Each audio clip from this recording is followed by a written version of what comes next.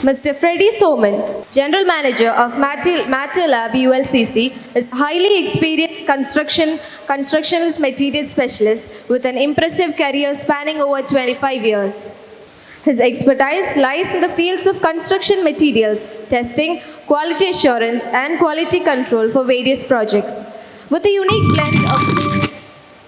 unique blend of practical knowledge and master's degree in geology, Mr. Soman excels in managing the establishment, development, and operation of materials testing laboratories.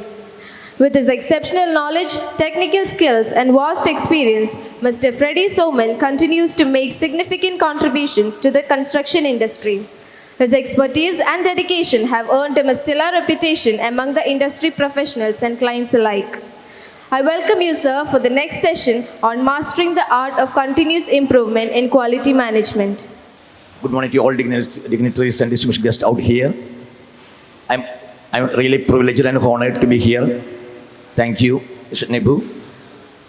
Yes, I'm going to my topic. Actually, as previous Ganesh sir also mentioned, it's a vast topic actually. Trimming down to 30 minutes is a very difficult task, but I want to justify with the time, as I think it's going behind the schedule. I think I will try to trim short into 30 minutes. Okay, moving on to the topic, mastering the art of continuous. Actually, I'm coming to the importance of quality management system in the project, in the construction projects and everything. And we'll go through the continuous improvement, that side and everything. When we come to what are the type of organization, all organization in the construction sector should have a management system that can be based on, that can be any of these three, three or more, or it can be a combination of two or three. That's the first one, quality management system, then environmental management system, health and safety management system. And when a organization have a management system which is either based on two or more than three, it is normally termed as in the integrated management system. And even the organizations have the leverage to go for more than three management systems as well. Nowadays, sometimes some companies in Europe and everything, they are going for logistics management system, and that is that's a choice of the discrimination of the organizations. I will go a little bit fast actually. If anybody wants to stop, you can. Then ISO. Then we come to first one, ISO 9001:2015. It is focusing on customer satisfaction by meeting the requirement. That is the main objective of ISO 9001:2015. When we come to ISO 14001:2015, that is focusing on minimizing the impacts to the environment due to our actions.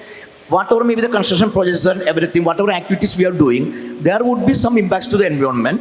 But our aim is to, that standard's aim is to minimize the impacts to the environment. Similarly, when we move on to ISO 45001:2018, it is providing safe working environment to the employees by minimizing occupational related injuries, and also making the public also risk free for that project. Actually, the access and everything, the people surrounding the project and people coming to the project and everything, it's making public also risk free. These are the three general standards being used for construction projects. But there can be other standards also, other management systems also could be used. Then we go to the quality management principles. There are normally 7 principles. The main of ISO 9001:2015 are based on these 5 principles mainly. That is, first is customer focus, second is leadership, third engagement of people, process approach, improvement, evidence-based decision making, and relationship management. I'm not going in detail in all these points, but some points are very important, like process approach, because when we talk about improvement, process approach is also very important. That's why I'm just sticking on to that one. What are the processes? As you all know, every system, there are some interrelated and interacting activities which transforms input to output with the use of support of resources and controls. That is called as processes. Many such processes together constitute a system. Whatever it may be, maybe a purchase system, whatever it may be, many processes. There are several processes in a construction organization, like purchase process is there, like bidding processes are there, HR processes are there, then plant and transport processes are there. There are a lot of processes would be there. And each, what a process is actually, set of interacting and interrelated activities that transforms an input to output with the support of control and resources. Then whatever activity we are doing, that can be, there are two measures are there. It can be either effective, it should be effective and efficient. There are slight differences there between effectiveness and efficiency. Effectiveness is the extent to which our planned activities, whatever activities we plan, up to the extent to which the planned activities are realized and the planned results are achieved. That is the effectiveness. Whereas efficiency is the relationship between the result attained to the resources used. Maybe it is difficult to understand, maybe, but if I tell an example, for example, we said we actually allocated, assigned two teams, actually team A and team B, to cast a culvert. And team A casted it very well in 20 days with some resources and everything. Team B also did the same job, but they used maybe more than the resources, more than what they actually require. Then it is not efficient, but the effectiveness is fine, because both the team complete the job in quality, on time, without any issues. Then effectiveness is perfect, but efficiency is under danger, because as team B used more resources than required. That's why whatever activities, whatever processes we will do, that's effectiveness and efficiency should be taken care of. Then we can see that processes. Well, a good organization, normally how it happens actually, they have to understand, they have to determine what are the first, if I'm going to develop a management system, whatever it may be, first we want to understand what are the processes involved in a management system, in an organization, then determining, understanding and managing the interacting and interrelated processes as a system contribute to that organization's effectiveness and efficiency. Otherwise, the efficiency and effectiveness cannot be attained. That's why process is very important for an organization. Effective management of the process. Understanding and managing. That is the strength of an organization. That's why it is very important.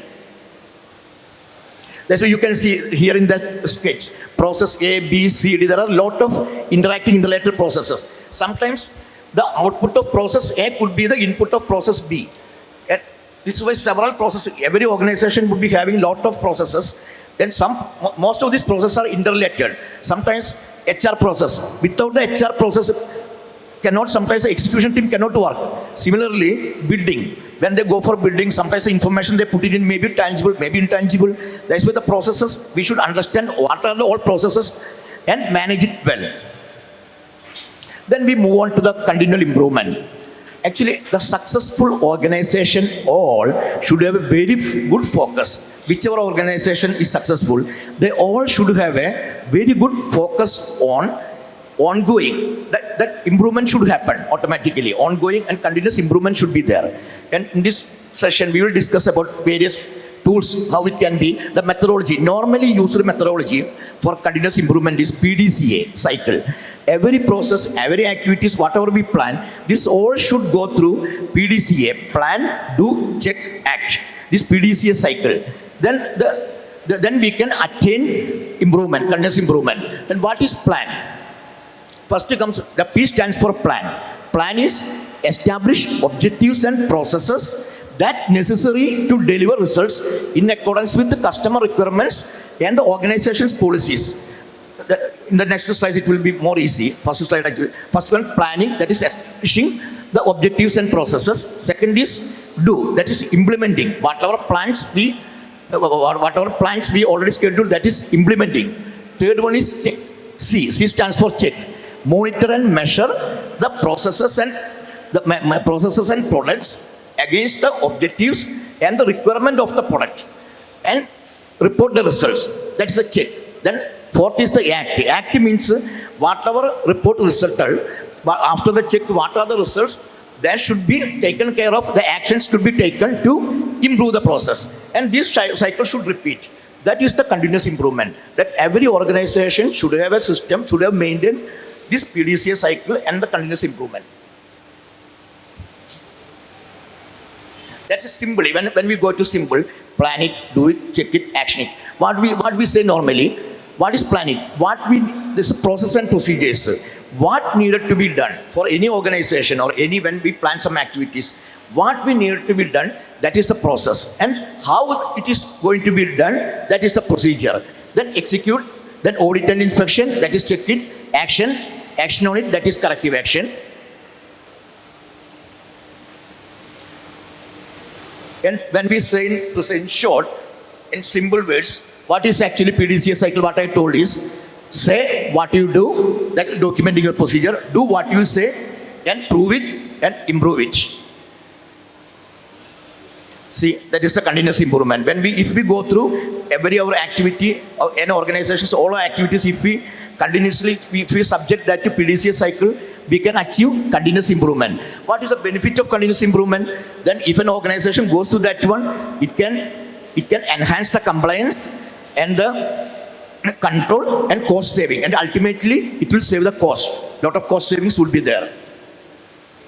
And when we come to quality, then I just going down to the project level and everything. Now, then when we come to the project level and everything, quality, when we speak about quality, the quality should come at the early stage itself. Whenever we speak about quality, that should not come at the end of the project or the finishing stage. It should come from the conceptual stage itself. Then there is a chance for value engineering as well. So that I will explain in the next slides and everything. As I mentioned, value engineering is the ratio of function to cost. Then if we wanted the value to be increased, either the functions to be increased or the cost to be reduced. Then if you want the value engineering and everything, the quality, all these concepts should come as early as possible in the life cycle of the project. Then only it will be the value engineering process could be more effectively exploited. Little fast I'm going. Quality assurance. When we always speak about quality assurance and quality control, it's very, very, very difficult terms actually. Even some of the QAQC engineers we are having, when I ask them, what is the difference between quality assurance and quality control? Some of them find it very difficult to answer it actually. It's simple. Quality assurance takes place before a process starts. It gives the confidence that the requirements will be fulfilled. That is a quality assurance that I will explain through some examples and everything. And quality control goes with the process, along with the process, or reactive, or after the process completed. But the other one is proactive actually, before the process starts. Quality assurance before the process starts. When we take an example from our day-to-day life, if we go for a long drive or something, we make sure that everything for the vehicle, tire pressure, the glass mirrors, everything is ready, tire is ready, okay, petrol is there. These things are like quality assurance. That's the same thing. When we plan to cast a foundation or whatever it may be, we make sure that survey, first thing to set that and to mark to mark it out and everything. That one first the survey equipments, everything should be perfect, and the benchmark DBM, everything is correct. Then the surveyor we should have a experienced surveyor to do that one. The survey equipment should be, otherwise it will go wrong. Similar like when we plan for concreting, enough material is there and the storage is perfect, like this thing, then only we can produce. That type we are arranging everything. That is quality assurance. And when the actual jobs goes on, that time we put some measures, check, control everything. That is the quality control. Then we come to quality at operation execution of a project. We are all involved with a lot of projects and everything. When we come with the quality at the operation stage, we should take care of 4 M's. We all should, whenever we got some root cause analysis or we want to do some failure investigation, whatever it may be, we should always take care of 4 M's. We should think about 4 M. Either it can be, first one is manpower, machinery, material, methods. If we set all these 4 M's right, the project will be perfect. And whenever we plan anything, when we plan a construction activity, whatever it may be, we should always keep in mind about these 4 M's. If we make sure these 4 M's are perfect, our project activity, everything will be perfect. Then apart from that one, in my experience, only one element can play a role, that is E, is environment. Because I have involved in a lot of investigation and everything, when we go through all these M's, when we investigate a failure, there are some problems, issues and everything. We go through all these, whether this M is correct, this M was correct, whether this M was correct. All this M is perfect. Then there would be chance that the E played a role. That is environment, humidity, temperature, these things and everything. Because I had some example also in the past actually. Sometimes what happened actually, in one project actually, they put swimming pool tiles and everything. And end of the day, when they filled the water, all these tiles are lifted off. Then we checked everything, manpower. They used the right manpower, right people, trained tile fixers and everything. And they used the material was perfect. But finally, the problem was the temperature issue. That material was not compatible for that particular environment because there in Middle East it was actually, their temperature was, normal temperature was even 49 more than 50. But the product will not work for temperature more than, because we did a lot of pull-off test and everything. Then we proved that actually the material was very good, but it does not work if the temperature is more than 45 degree. Similarly, if all the forums are okay, there is chance that only environment. When we come to the manpower, that means every project, every work, whatever work you involve, you want to set all these M right. Then I'm just giving you some tools on how we can make all these M's are correct for your projects and everything. First we come to the manpower. First we have to identify the right competency for the manpower, for the people, for the workers and everything. What is the competency required? Then the recruitment. Then the next step is the recruiting the right people. Then it is not finished. When they're going on, then when they are onto the board, they started the job and everything. We want to evaluate them. We want to do continuous evaluation. Then we want to train, and sometimes what happens actually, some employees will not be that competent what we require. That doesn't mean that we want to take off that employee from the payroll. No, they have to train and improve them. That's why training and development. That means the right manpower. In order to fix the first term right, we want to identify the competency, recruitment, evaluation, training and development. When we go to the next term, machinery. Similarly, when we go for machinery, we have to do a lot of exercise. Similarly, we want to make it right. The machinery is perfect for your work. That's why we have to go through first identification of right machinery. Same like for sometimes people are going for breakers, this thing and everything. We bought a breaker. End of the day, it is not suitable for breaking that particular strata, maybe rock, maybe very hard or something like that. End of the day, it is of no use. That's why you want to identify the right equipments first, then purchase. It's a calibration and maintenance also very important. Then coming to the third M.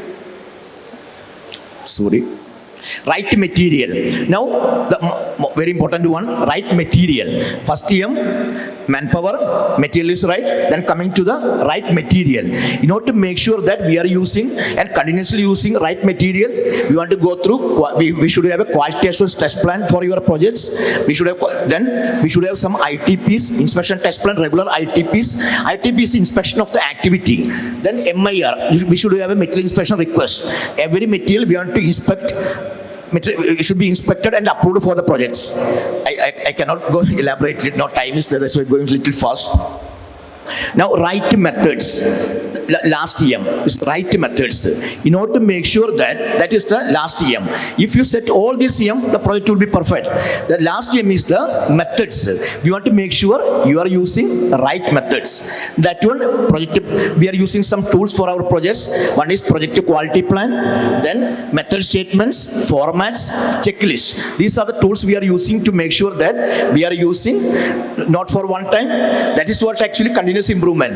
If you do something right, that doesn't mean that for that project, future activities, everything should go in quality. Then we should have to make sure we have to go through all these procedures, process and everything.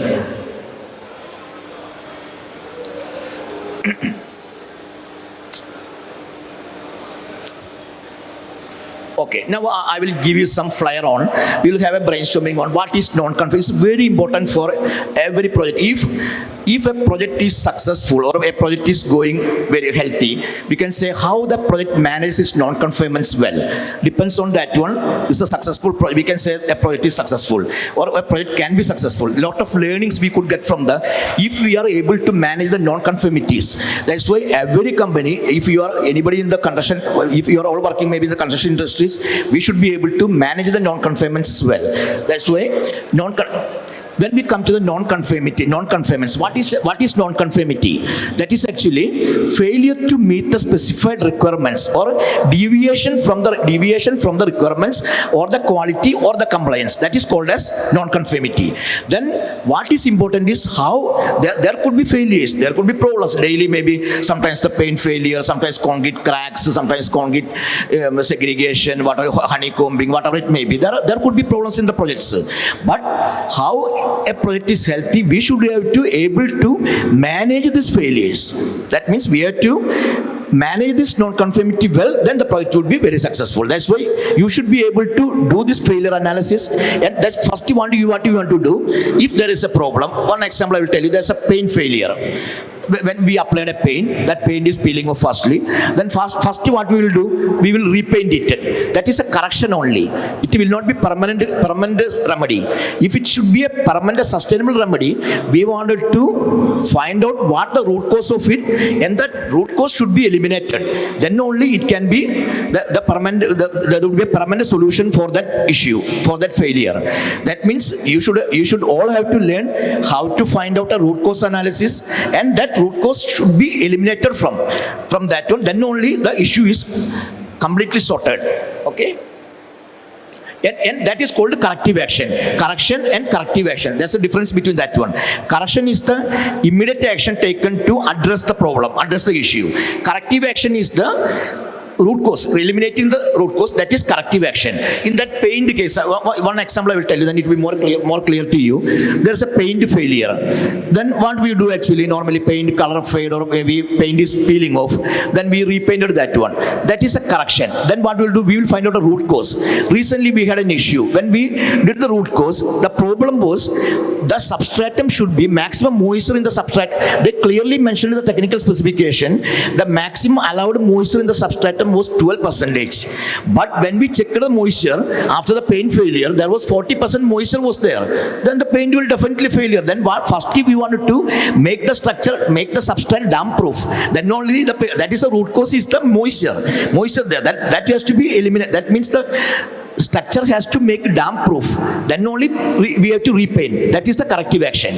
One small example only. There are a lot of these things you have to go through. Then it will take time. That's why I'm going to the next slide.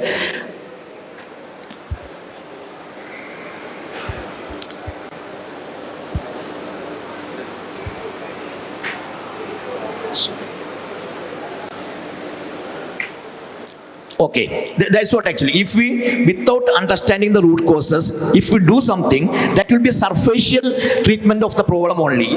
That means, if you want to go down, drill down till deep and take the eliminate this, that is the root cause analysis. That's why whenever there is a non-conformity, there is an issue, you want to drill it down, you have to go down, find out the root cause, then it has to be eliminated. Not the surface treatment. Surface treatment will not work. This is a bond diagram. Japan is mostly used for a merger issue, similar thing. You can see that whenever there is an issue, you find out a root cause analysis. You should go through all these EM. They are doing all these EM. And also I think environment is there, measurements, personal, this all will come in the procedure. Similarly, normally as a thumb rule, what we do actually, whenever a non-conformity comes to me, what I do, we have to ask why this 5 times. That means sometimes what will happen, we'll get a cause, but that will not be root cause. If you want to reach to the correct root cause, why, there are a lot of examples of that, but I don't have time to explain that one. That's why you have to, whenever there's an issue, you want to ask yourself why, then why, 5 why. Then you can reach to the, that is the normal thumb rule we follow normally. Then we can reach the correct root cause. Then only the correct root cause will be eliminated. Then we understand about the project and quality management system. Some important points are identifying the risks and opportunities. This is not a safety related risks and everything, quality related risk and opportunities. ISO 9000 standard is also specifying to identify some risks and opportunities. What is a risk? Just you want to understand, risk is the effect of uncertainty. Is simple. If anything which is uncertain, we are not very clear about. That type, lot of things would be there, a lot of attributions, assumptions would be there in a project we are applying. From the building time to the handing over time, lot of assumptions, lot of uncertainties we are applying in the project. These type uncertainties are called as risk. Then identifying the risk and mitigating it is the professional way to manage the projects. That's why it's very important to identify the uncertainties. Then effect of uncertainty. One example, if I tell you, the material shortage. I'm telling about that. Material shortage is an uncertainty. When the life of a project, when the life is going on, so the project is going on, there are some chances that sometimes lorry strike, sometimes a trade union strike or whatever it may be. There may be chances that some strikes may occur, some strikes can occur. But that's not sure for that life of that particular project. But that is a uncertainty. Then the result of uncertainty, that is a risk. What is the risk in that one? The project time delay. If we don't get the material, one way the cost will increase, that's the risk. Second one is the project will be delayed. But that is the risk. That is the effect of uncertainty is called as risk. That's why if you are a good team member of a company or a good team member of a project, you should have to identify what are the risks associated with your project first. Then you should have a mitigation plan. How to eliminate, how to reduce the impacts of that risk. That's the mitigation. You should have a mitigation plan in place. Okay? Similarly, opportunity also there. That is not that I don't have time to explain much on that one. There's a positive thing to the other way. Some risk can be opportunities as well. Then the quality objectives. Every quality management system should have some quality objectives. The quality objective should be, we call it as SMART. It should be specific. S stands for, it should be specific, measurable, attainable, realistic, and time bound. That is SMART. Whichever objectives we should, we can also call it as KPIs, key performance indicators or objectives. We put it in, that should be measurable. If we are not, if that objective is what we set it in, not measurable, it is something like that, we don't have objectives. If I have an objective, it is not measurable, that as same as I am not having an objective. Okay, that means whenever you set objectives, keep in mind, bear in mind, it should be SMART. Then examples of quality objectives. Some examples I just noted down. Reduce the reworks by 20%. Now the previous year, what were the reworks for the project? For example, I'm the head of quality in ULCCS. What we set as in our quality motto actually, being right as the first place. Then everything almost perfect, because rework would be less. Okay, that is what. That's why if we put a target, you can put like you reduce reworks by 20% from the previous year. That you can create you can set your own objectives. Some examples I brought down. Then coming to the end of the session, now coming to the documents and records. There are some mandatory documents and records you should have to, any organization have to maintain as per ISO 9001 quality management system. Then you have to understand what it is. There is document record. There's a difference between document and record. What is document? What is record? Because document is a live document is live document. It's live. But the other one is a dead. Record is a dead one. Document is prescriptive of what we are going to do, and record is an evidence of what we have done. For example, one small example I will tell you. Every month attendance sheet or whatever it may be you people are using, that is when we put everything for the last month April, I put the attendance sheet and everything. That after that it became a record, because I was using a format to put in the attendance and everything. That was a document. But when I used that one and I input the parameters in it actually, then it became record. Okay, and record is a dead document. We cannot revise it, but the document can be revised. There's some basic differences actually, and you have to. There are some, what we do actually, this one we put it as a checklist, like actually whenever I go for an audit, I normally check. This is actually, if somebody wants, they can take photo or anything. This is a nutshell. What are the documents required? Mandatory requirements as per ISO. These are the mandatory documents required. I don't have time to explain each one by one this way. Similarly, these are some mandatory records required. Whenever we go for a project, for an audit, I will go through all these things, whether that record is there. Then I used to use this as a guideline document, okay? Each point by point. These are all mentioned in this, these are all given, illustrated in the ISO 9001 document, okay? Thank you. Then one more thing, I think 10 minutes I can take. Actually, I am representing Matter Laboratory. This is one of India's biggest laboratory, but many people would not be knowing about that one. I'm same time I'm the I'm the head of quality in ULCCS, but same time the general manager of Matter Laboratory. I like few minutes from you just to introduce about this laboratory. In the first talk, Loknath Behra sir actually mentioned about the pull-off test. I'm telling one small example from you.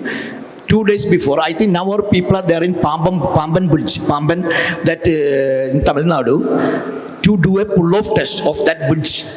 That means this lab is well equipped, well capable, well efficient. This is like a one-stop shop.